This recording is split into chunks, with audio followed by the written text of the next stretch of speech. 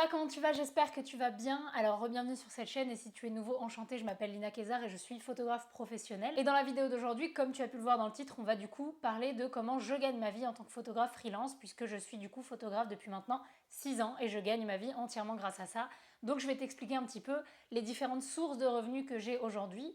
Et je vais t'expliquer aussi celles que j'ai effectuées par le passé qui n'ont pas fonctionné, celles qui ont fonctionné mais que j'ai abandonnées et celles que je veux mettre au point dans le futur. Alors je préviens quand même que du coup mon cas est un peu particulier parce que je suis du coup photographe mais également je fais des vidéos sur YouTube et je vends des formations en ligne et je fais des coachings en personne.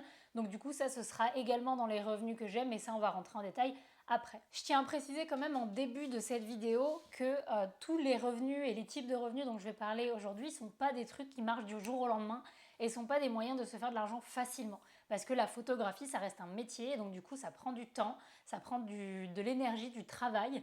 Donc voilà, c'est pas des méthodes pour avoir de l'argent facilement, mais c'est les moyens que j'ai eu pour gagner ma vie en tant que photographe. Si vous êtes passionné de photographie, que vous êtes photographe amateur pour l'instant ou même que vous commencez votre activité et que vous avez envie d'apprendre concrètement comment devenir photographe professionnel et en faire votre métier, j'ai une formation en ligne à ce sujet que je vous mets en barre d'infos. Du coup, on aborde vraiment tout ce qu'il faut pour pouvoir lancer votre activité de photographe professionnel. Donc le matériel qu'il faut choisir, la prise de vue de portrait et des conseils pour prendre des photos en extérieur, en intérieur avec la lumière naturelle uniquement, de la retouche photo, mais aussi des modules sur le marketing et votre développement Instagram pour que vous puissiez avoir toutes les clés en main pour démarrer. Donc si cette formation vous intéresse, je vous laisse regarder le lien en barre d'infos. Alors déjà, je voulais commencer par les types de revenus, les types de clients qu'on peut avoir en photographe qui n'ont pas marché pour moi, que j'ai effectué mais qui n'ont personnellement pas fonctionné et donc que je ne recommande pas nécessairement. Le premier, c'est de travailler pour des intermédiaires ou des plateformes qui font la mise en relation entre les photographes et les clients. Donc des plateformes comme ça, je suis sûre que vous en avez vu plusieurs quand vous faites vos recherches, etc. Il y a Star of Service, il y avait, comment ça s'appelle ? J'ai travaillé pour un truc aussi qui s'appelait WeShoot ou un truc comme ça, bref. Et personnellement, du coup, quand j'ai commencé la photo et quand j'ai commencé à vouloir prendre des clients un petit peu dans le domaine du portrait, etc., je me suis inscrite sur presque toutes les plateformes qui existaient.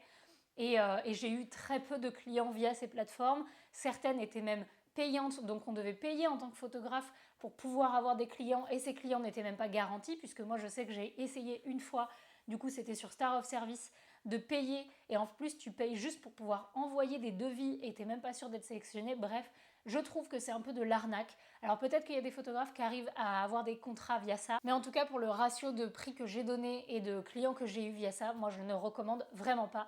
Et même si c'est des plateformes gratuites, parce que j'étais inscrite, et je suis encore inscrite d'ailleurs sur des dizaines de plateformes gratuites qui juste mettent en avant ton profil et qui essayent de trouver des clients, j'ai eu aucun client via ça, ou alors un ou deux. Et donc voilà, pour moi, c'était pas forcément une expérience utile et je ne recommande pas ce moyen de trouver des clients et de gagner sa vie en tant que photographe. Le deuxième, c'est quelque chose que vous connaissez peut-être si vous me suivez depuis un moment, mais c'est que j'ai travaillé du coup pour Uber Eats, Deliveroo, HelloFresh, presque toutes les plateformes de food service sur Paris, en région parisienne. Et ça, c'est quelque chose que je ne recommande vraiment pas aujourd'hui. Alors j'ai fait ça parce que j'avais vraiment juste besoin de gagner de l'argent au début en tant que photographe pour lancer mon activité. Et du coup, je peux comprendre qu'il y a encore certains d'entre vous qui le fassent, mais je recommande vraiment pas ce type de boulot parce que pour le ratio d'heures passées, de déplacement, parce qu'il n'y a rien qui est défrayé, les frais kilométriques, l'essence, etc., comparé à ce qu'on était payé, c'était vraiment dérisoire et c'est pas viable. Je pense que les tarifs ont peut-être changé aujourd'hui, mais en tout cas, à l'époque où j'ai bossé avec ces plateformes, c'était environ 50 € le shoot. Le shoot durait 1 heure minimum et donc du coup je devais me rendre au restaurant qui était généralement pas à côté de chez moi, il y avait au moins une demi-heure de route. Je devais me rendre au restaurant, faire l'heure de shoot, rentrer chez moi et envoyer les photos. Alors il n'y avait pas de retouche par contre, mais bon. Et tout ça pour 50 €, c'est vraiment pas viable. En plus du coup je faisais énormément d'allers-retours dans la journée, j'essayais de me caser un max de restaurants dans la journée et donc je faisais des journées hyper chargées pour finalement gagner 100 € dans la journée. Donc c'est... Enfin voilà, 100-150 €, c'était vraiment pas une bonne idée. Moi, c'est pas ce que je recommande. Si vous avez quand même envie de travailler dans le domaine du culinaire et que vous avez envie de bosser pour des restos, ce qui est une bonne chose, hein, moi, ce que je vous recommande à la place de travailler pour des plateformes comme ça, c'est de démarcher les restaurants de votre région, de votre ville et de leur proposer du coup une formule all-inclusive où vous mettez du coup des photos pour leur carte, leur menu papier et sur leur menu et leur site internet, et vous leur proposez pourquoi pas aussi de leur créer un site internet. Vous vous mettez soit en partenariat avec quelqu'un, soit vous le faites via Squarespace parce que c'est hyper facile, et du coup vous pouvez proposer des packages qui sont à des prix assez intéressants pour vous. Vous pouvez faire un package par exemple à 500 ou 600 euros où vous lui faites une quinzaine de photos plus un site internet ou alors un menu en ligne, et du coup c'est beaucoup plus intéressant financièrement. Alors attention, les tarifs que je donne c'est juste une idée, mais regardez vraiment les tarifs qui s'appliquent dans ce milieu parce que je ne suis pas photographe culinaire, donc regardez quand même quels sont les tarifs vraiment appliqués dans ce milieu. Voilà, ça c'est tout pour les expériences que j'ai eues qui pour moi n'ont pas fonctionné. Maintenant, je vais vous parler de celles qui ont fonctionné, celles avec lesquelles j'ai gagné de l'argent en tant que photographe, mais que je ne fais plus aujourd'hui. La première, c'est de travailler pour des particuliers, donc de faire tout ce qui est photos de naissance, photos de famille, photos de couple, etc. Ça, c'est un des revenus principaux que j'ai eu il y a peut-être 2-3 ans. Et c'était bien pour l'époque, c'est juste que j'ai eu envie de faire autre chose en termes d'esthétique photo, j'ai eu envie de me tourner vers la mode. Mais en tout cas, à l'époque, j'ai gagné du coup un petit peu ma vie en faisant ce type de photos. Alors comment je gagnais ma vie via ça? Je faisais énormément de shoots pour des personnes que je connaissais au début et ensuite il y avait du bouche à oreille, ou alors je communiquais énormément par les réseaux sociaux, et forcément du coup quand on communique correctement via les réseaux sociaux, les clients venaient à moi, et voilà. Et du coup j'ai fait quand même pas mal de choses dans la photo de particulier. C'est un peu aussi dans la photo de particulier, mais j'ai beaucoup travaillé dans la photo de mariage. Je trouve que c'est vraiment une bonne source de revenus et un bon milieu pour la photographie pour gagner sa vie. C'est physique. Franchement, moi c'est pour ça que j'ai arrêté, c'est parce que ça me prenait vraiment beaucoup d'énergie, je trouve. Parce que certes, on a l'impression que le travail est fait surtout le jour du mariage. Et le jour du mariage, c'était de 6h du matin à 4h du matin. Mais il y a toute la préparation en amont, toute la retouche après. Et donc au final, ça te prend bien 3 semaines complètes pour un mariage. Donc voilà, c'est du sacré travail. Mais quand on aime ce type de photo, c'est vraiment un milieu qui est intéressant pour pouvoir gagner sa vie en photographie. Et enfin, le troisième milieu dans lequel j'ai bien gagné, enfin en tout cas j'ai gagné ce qu'il fallait à l'époque, et je ne fais plus aujourd'hui, c'est la photo immobilière. Encore une fois, si vous me suivez, vous savez que j'ai fait beaucoup de photos immobilières. Je vous ai même fait 2 vidéos sur la photo immo, sur comment prendre des photos et comment les retoucher. Donc si ça vous intéresse de gagner votre vie avec ça, je vous invite à regarder ces vidéos. Et donc pour la photo immobilière, pour le coup, je passais par une plateforme qui s'appelle WeFlash et qui maintenant s'appelle Ocus, et également la plateforme Miro. Alors je trouve toujours très honnêtement que ces plateformes ne rémunèrent pas assez les photographes pour le travail qu'il y a. Donc moi c'était de l'ordre de 30 à 90 euros la séance photo selon la taille de l'appartement maison et le nombre de photos qui étaient rendues. Mais voilà, je trouve toujours que c'est vraiment pas assez bien payé. Mais en tout cas, juste le fait de travailler dans la photo immobilière, peut-être de vous mettre en relation avec des agences immobilières de votre ville et de vous dire que vous allez travailler en exclusivité avec eux, ça peut être une très bonne idée. Et dans ce cas-là, vous donnez vos tarifs.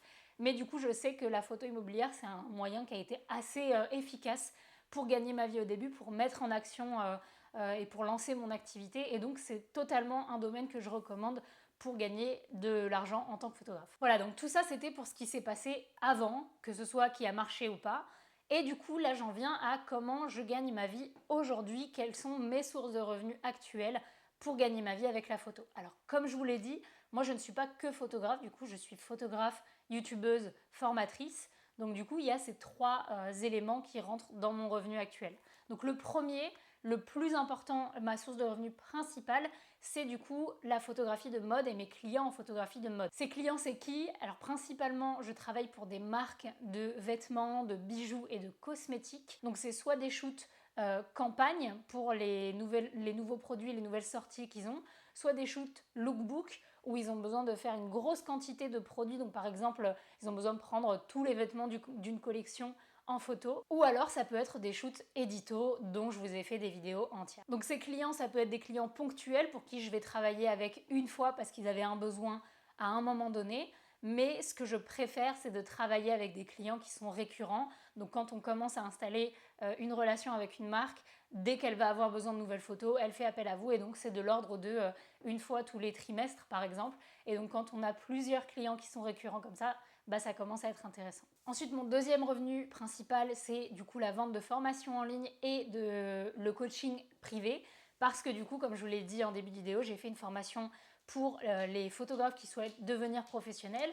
J'ai également sorti une formation cette année pour maîtriser les bases de la photo pour les personnes qui ne connaissaient rien. Et je fais du coup des accompagnements privés, que ce soit en personne et en visio pour tout ce qui est coaching Instagram par exemple. Et donc du coup ça c'est une de mes sources de revenus principales également. La troisième source de revenus, c'est évidemment, comme vous me voyez là tout de suite, YouTube. Mais par contre je tiens à être honnête avec vous et comme ça vous allez peut-être vous rendre compte aussi de ce que c'est être youtubeur. Ça fait depuis 2018 que je me poste activement toutes les semaines sur YouTube. Du coup, on est bientôt 32 000, je crois, sur cette chaîne, donc c'est énorme. Enfin, pour moi, c'est énorme. Et pourtant, je peux vous montrer les captures d'écran, je ne gagne en moyenne que 130 € par mois via YouTube. Donc c'est vraiment pas ma source de revenus principale et je ne fais pas ça pour l'argent, je fais ça pour le plaisir et parce que évidemment ça rapporte un complément de revenus, mais c'est surtout pour le plaisir de partager avec vous. Donc voilà, YouTube c'est une source de revenus annexe. Par contre, via YouTube, du coup, j'ai fait en sorte d'avoir des revenus passifs qui sont les liens d'affiliation que vous voyez en description de mes vidéos ou alors quand je vous parle d'un produit, quand je vous parle d'un service comme Squarespace, etc.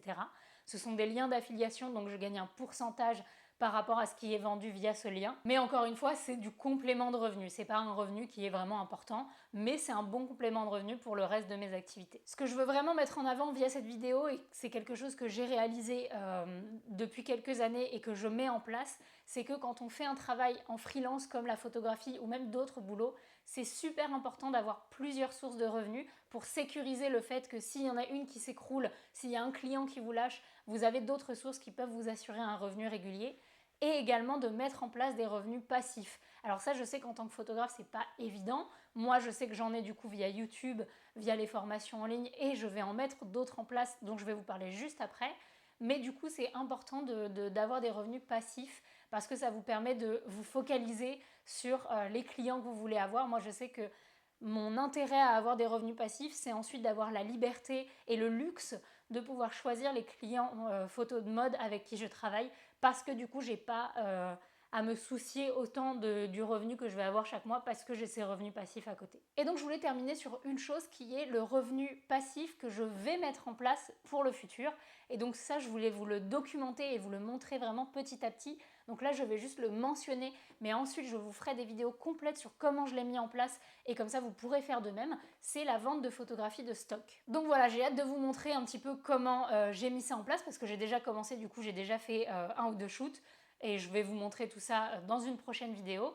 Et on verra ensemble si en effet c'est une bonne source de revenus ou si ça floppe complètement, ce qui est probable, ce qui est possible en tout cas, mais on verra ça ensemble. Voilà, sur ce, comme toujours, merci beaucoup d'avoir regardé cette vidéo jusqu'au bout. Si elle vous a été utile, n'oubliez pas de mettre un pouce, ça aide énormément la chaîne et ça m'aide moi aussi à savoir ce qui vous plaît. Et vous pouvez également vous abonner à la chaîne et mettre la cloche pour ne louper aucune des prochaines vidéos. Sur ce, comme d'habitude, je vous fais des bisous. Ciao!